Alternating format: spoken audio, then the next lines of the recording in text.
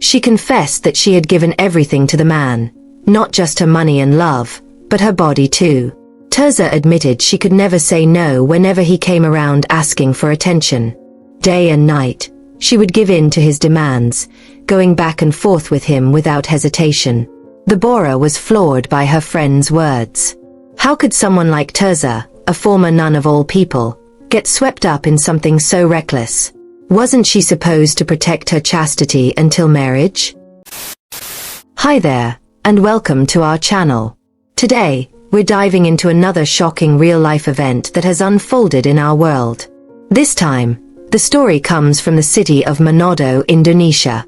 Now, I should warn you, this case is pretty sensitive, so I hope we can approach it with maturity and focus on the key issues and the individuals involved.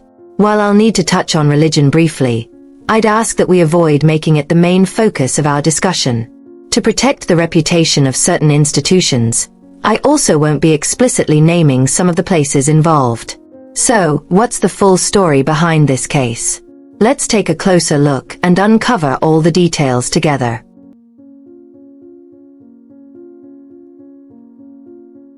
Before we dive into the story, don't forget to like, comment, subscribe, and share this story with your friends.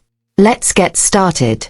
This is the story of a woman named Tirzah, born in 1979. She grew up in Tomohon City, Indonesia, and lived an admirable life. She stayed in a women's dormitory, taught at an orphanage, and studied theology at a Bible seminary academy in Manado. Eventually, in 2016, she became a nun in a Catholic church boarding school. According to her friends, Sister Tirzah was a joy to be around. Fun, lively, and always ready to share her knowledge. She had a big heart and a strong sense of community, always willing to help anyone in need.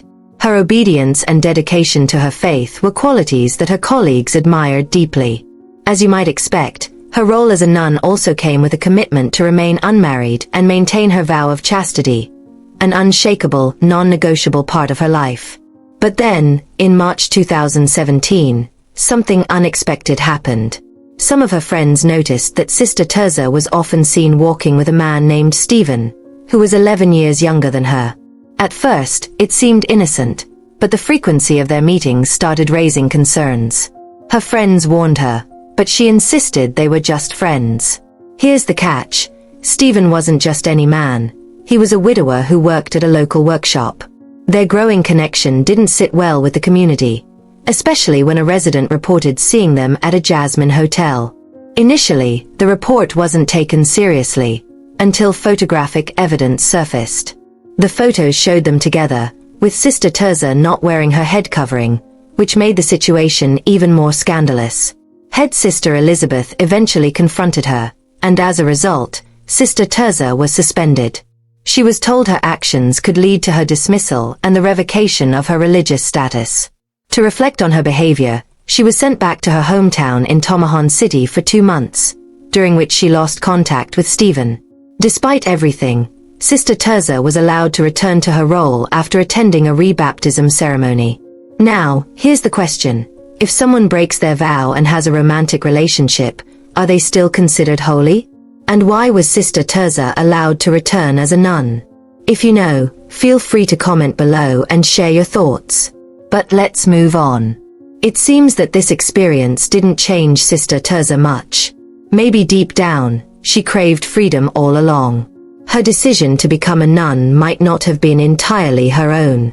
After all, her brother was a priest, her father was a pastor, and her family had always expected her to follow in their footsteps. It's possible she felt trapped and saw Stephen as her way to rebel. Unfortunately for Tirzah, her story with Stephen didn't have a happy ending. He moved on and married someone else, leaving her heartbroken. Stephen had been her first love, and losing him left her full of disappointment and regret. One day in August 2018, Sister Tirzah made a bold move. She slipped out of her dormitory without her nun's habit or head covering and headed straight to a nightclub. There, she drank alcohol for the first time, got completely drunk, and found herself lost and disoriented. That's when she met a kind couple, Deborah and Andreas, who took pity on her and offered to help. The couple brought her to their home, where she stayed for 2 days, too scared to return to the church. When she finally went back, she lied to head sister Elizabeth, saying she had left because she wasn't feeling well. Surprisingly, this chance encounter with Deborah and Andreas turned into a meaningful friendship. Sister Terza often visited their house, confiding in them about her struggles and heartaches. Over time, the bond grew stronger. The couple even started attending services at Sister Terza's church, and their child became so close to her that they considered her part of the family. Then, the pandemic hit in 2020, and everything changed. Due to lockdowns, they couldn't meet for months and had to rely on text messages to stay in touch. During this time, Deborah heard from Terza that she was starting to reconsider her path as a nun. She admitted that if she found the right man, she'd be willing to give up her vows and live an ordinary life, getting married, having children, and building a family. But for now, she wanted to keep these thoughts private to avoid stirring up drama. After all, who would want to marry a 41-year-old ex-nun? If no one came along, she reasoned, she would simply continue as a nun. By March 2021, as things started returning to normal, Sister Terza resumed her visits to Deborah and Andrea's home. This time, Deborah had some exciting news. She knew someone who might be a good match for Terza. His name was Dave, a 28-year-old who sold t-shirts and hats for a living. He was single and looking for a partner, but more importantly, he didn't care about age or appearance.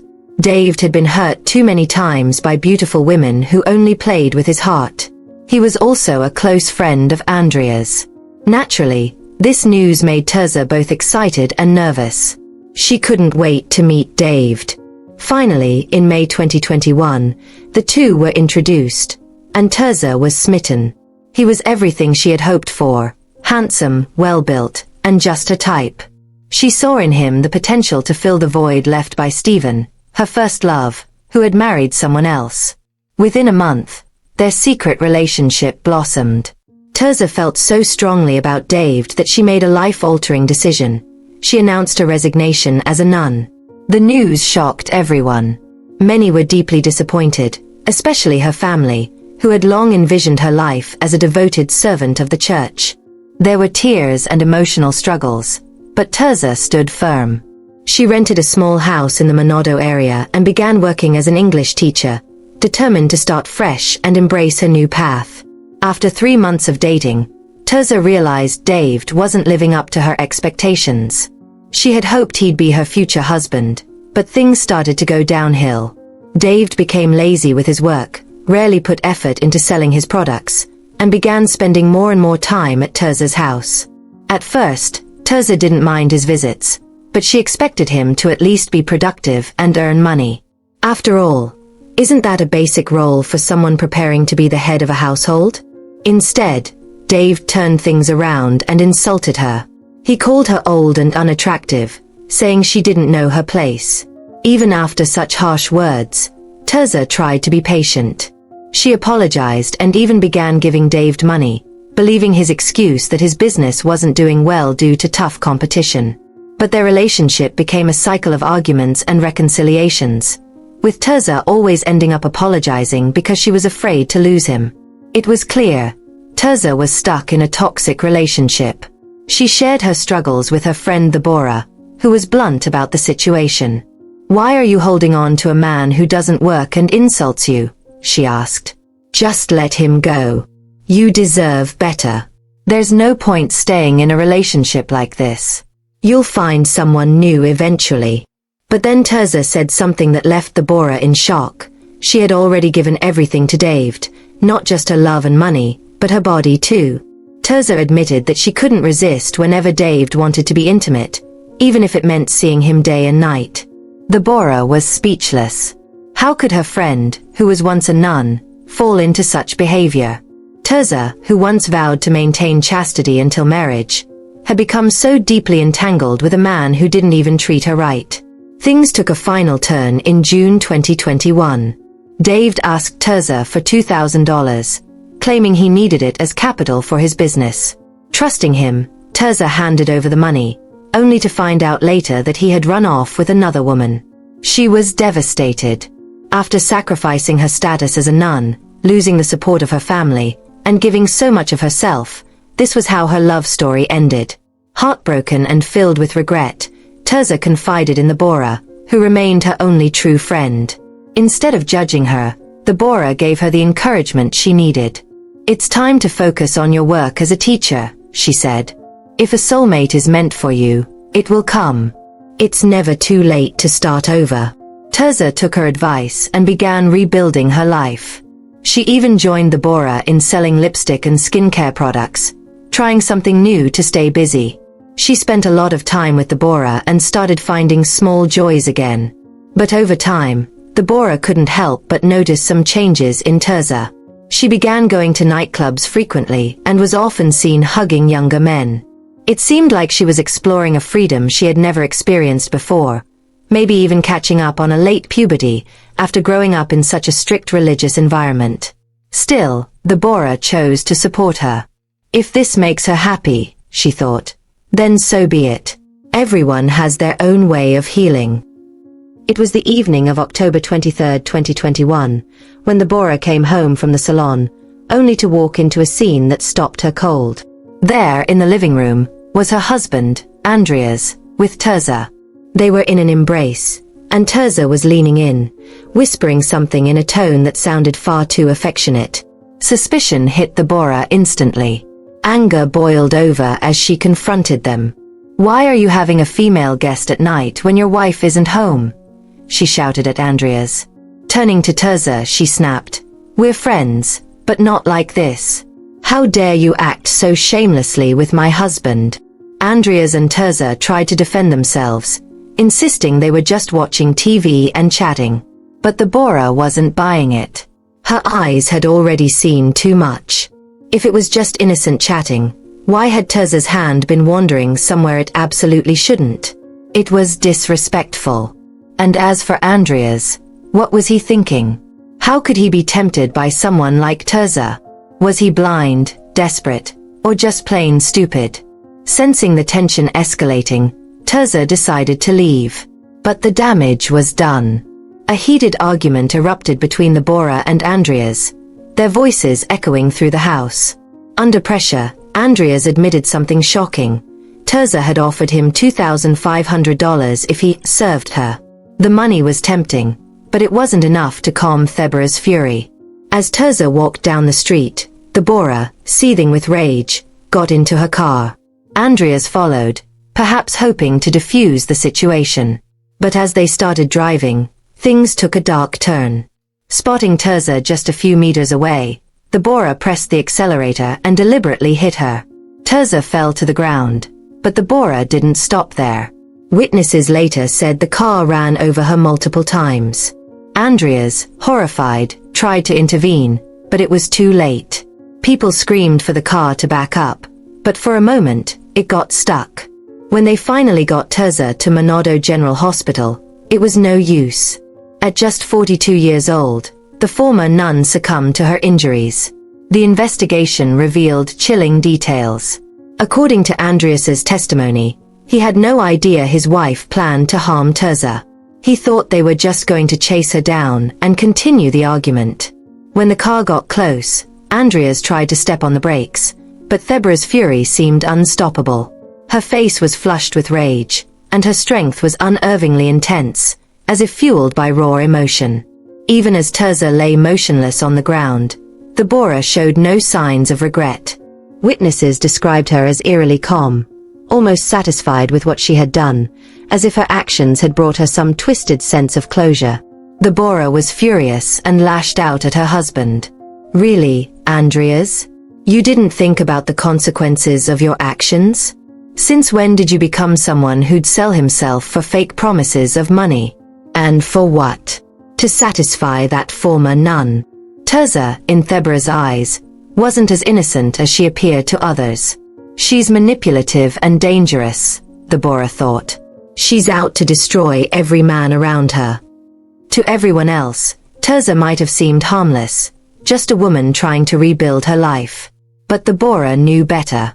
Tirzah had a wild side, and her behavior was becoming more and more unhinged. Truthfully, Deborah still felt guilty about introducing Tirzah to David.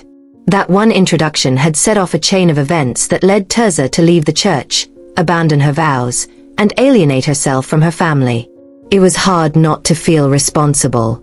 If not for David's toxic influence, maybe Tirzah would still be a nun, leading a calm, steady life. Still, as Tirzah's relationships became messier and more chaotic, Deborah started pulling away. Yet, her guilt kept her tethered to Tirzah. She wanted to make up for the harm caused, but her efforts to stay supportive had only brought new chaos into her life. This time, in the form of her own husband becoming one of Tirzah's victims. The breaking point for Deborah on the night of the incident was the growing feeling that Tirzah wanted revenge. It felt like she was saying, if I lost David, then Deborah should lose Andreas. Over the past month, Tirzah had been dropping subtle, pointed remarks, and it only fueled Deborah's suspicions. But Andreas had a different story. He insisted he didn't like Tirzah that way. According to him, 2 days before the incident, Tirzah had offered to help with their sick child. Their 6-year-old son had a heart defect, and they were saving up for treatment, possibly even surgery. Tirzah claimed she had plenty of money from an inheritance her father had left her and promised to help with the medical bills. There was just one condition. Andreas had to spend time with her and meet her needs whenever she wanted. He hadn't even received the money yet when everything blew up. That night, Andreas thought he still had time. He figured Deborah wouldn't be home until midnight, but she came back at 10 p.m. instead, catching him red-handed. The situation spiraled from there, with emotions running high and nothing going according to plan. According to Deborah's lawyer, she didn't believe Tirzah actually had that kind of money. What inheritance? The lawyer questioned. Tirzah's family had cut ties with her after she left the convent. She'd been disowned. The lawyer argued that Tirzah's real motive was revenge against Deborah for introducing her to David, a man who turned out to be a liar. Deborah herself didn't fully believe Tirzah's story about David running off with her money. She recalled that David once told her Tirzah had been chased by the bank multiple times for unpaid loans. Maybe that's why David left her. He thought she was wealthy, but instead, her life was full of debt and deception. When the verdict was announced on April 25, 2021, the judges at the Manado Regional High Court in Indonesia found 34-year-old Deborah guilty of intentional assault that led to Tirzah's death. The court ruled that her actions were driven by revenge. As a result, she was sentenced to 20 years in prison, but given the possibility of release on bail after serving at least 12 years. As for Andreas, eyewitness accounts and testimony from his wife ultimately cleared him of all charges. The court concluded that he had tried to prevent the tragic events of that night. Tirzah's family, however, was convinced that Andreas had played a role in planning what happened to their daughter. Despite their protests, the verdict remained unchanged, and Andreas walked away without any penalties. Before wrapping this up, I'd like to clarify something. If there's been any misunderstanding about the dormitory or the church where Catholic sisters live, I apologize. I don't claim to have deep knowledge of these institutions, nor is there any intention to target or criticize any particular group. After all, no religion teaches wrongdoing. It's the actions of individuals that are at the heart of this story. Here, we're focusing on the conflict and the criminal case, not the religious backdrop. Thank you for understanding. What lessons can we learn from this story?